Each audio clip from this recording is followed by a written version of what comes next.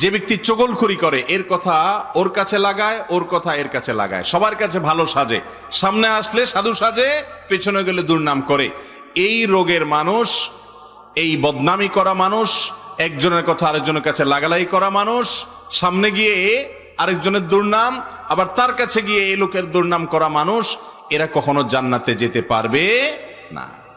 আপনি যদি জান্নাতি হতে হয়, মুত্তাকি হতে হয়, আপনি যদি আপনার আখলাকটাকে উন্নত করতে পারেন, যেই উন্নত আখলাক মিজানের পাল্লায় সবচেয়ে ভারী হবে।